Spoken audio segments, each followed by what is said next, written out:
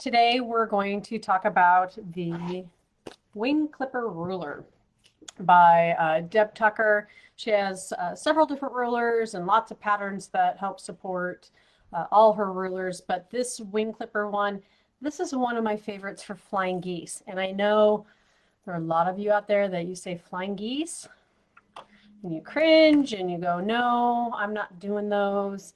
Or you give them fun different names and all that kind of stuff. So just wanted to show you how simple it is to make sets of flying geese with this particular ruler. Like I say, I don't do a lot of specialty rulers, but this is definitely one that is in my arsenal of rulers. So we'll just give you a nice quick little example of how it operates, and maybe you'll want to have one with you too, just so that every time you make geese, you're not stressed out. You're not worried about your points disappearing, all those kinds of things. One of the really nice things about this ruler also is it comes with this kind of chart cheat sheet along with lovely directions, both right and left-handed. How many times do you ever find left-handed instructions? Almost never. So props to Deb on doing that. I have left-handed children, so I understand. I can't teach them. I don't know how to operate backwards. I just can't. So I really appreciate having that in these instructions. But I do love this chart. It tells you for what size geese, what squares you need to cut, all those kinds of things. And then the basics of this ruler. Of course, it's clear. You can't really see what's going on. But if you come to the store, check it out. You'll be able to see better.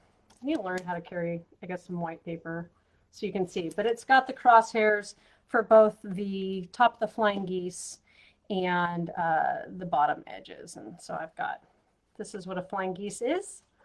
This one is not trimmed. I'm going to show you how it looks once I trim it. But just to give you the idea, it's going to show you how to keep this 1/4 inch up here and nice corners in the end by the time we're done.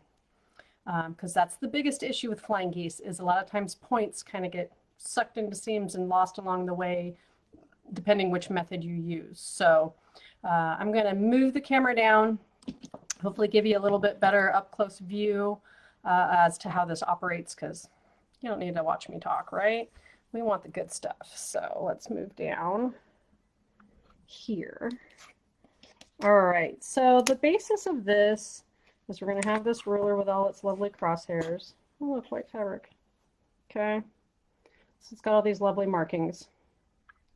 All right. And what happens is you're actually making multiples at a time. So you're going to have your background fabric is a larger square. And then you have your geese, or the points part of your geese, are going to be smaller squares. And so we're going to have one large background to these two smaller pieces. Okay, and what the trick is in step 1, and just so you know, I've used my chart. Okay, so hopefully you can see this a little better now that we're lower.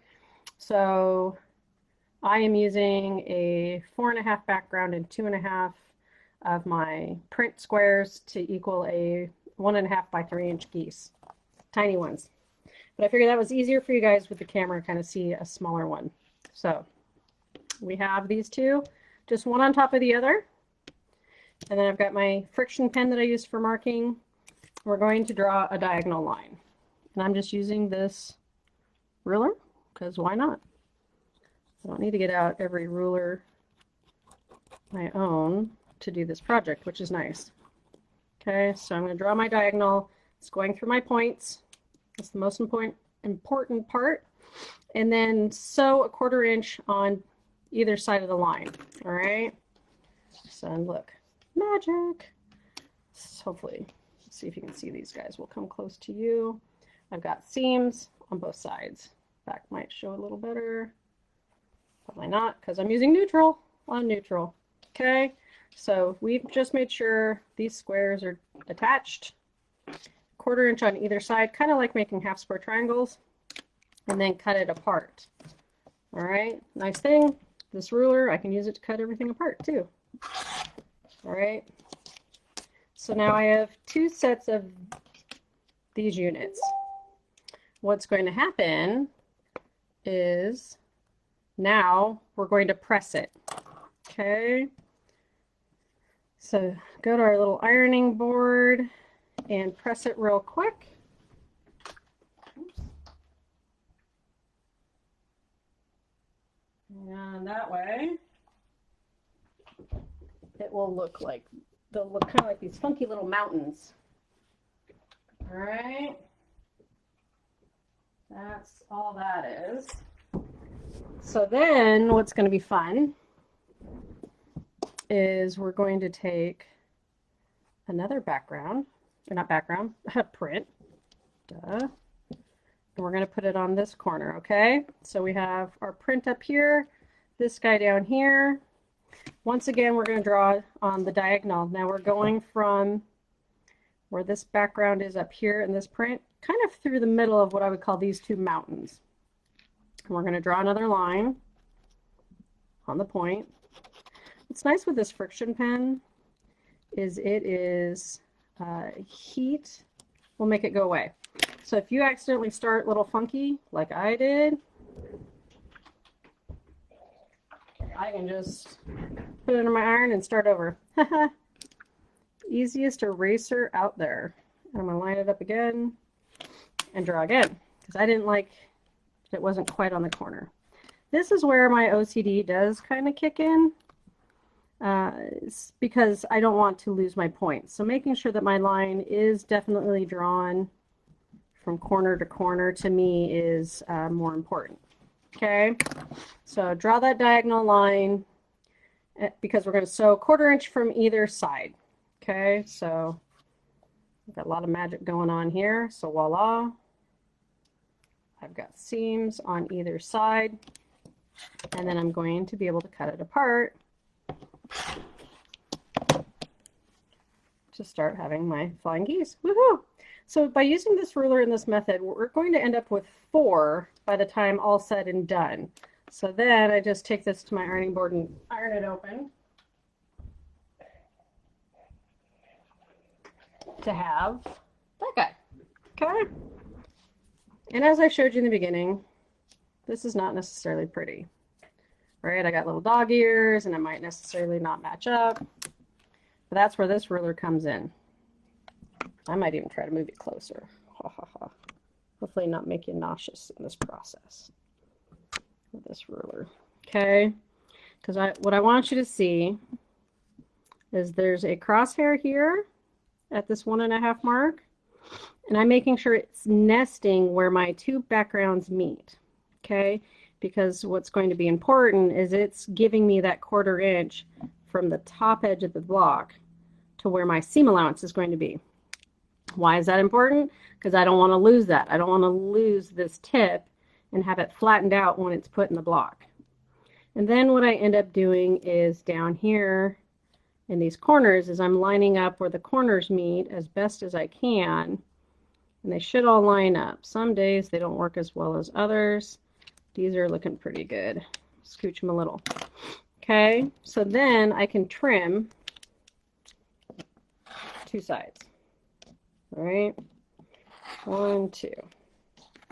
And then what makes this ruler even better is when I turn it around, move all my trimmings out of the way. The bottom half of this ruler, so I have the dark crosshairs up here. I also have crosshairs down here. So I'm at my 3.5 because I'm doing a 1.5 by 3.5. So now that I did my first 2 cuts, which were on this left side and the bottom, now I can line those up. I can line up these crosshairs, make sure they're all nice and pretty. All right, and I can trim it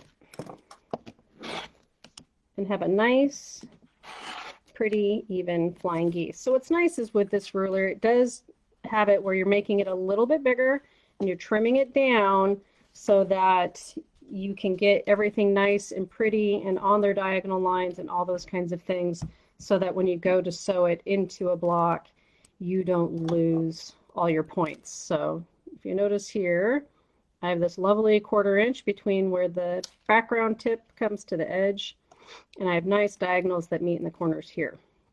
This is the key to successful flying geese, is 1/4 inch here, and these diagonals are nice and pretty so that when everything gets sewn together, you have nice crisp points. So, and by the time you're done, because you have extras and you have more of these to sew and cut and all those kinds of things, you'll have 4 for every 1 block of background, and you'll have 4 blocks of squares that you cut. So I'm going to make you nauseous. Move you back up to me. I'll go back.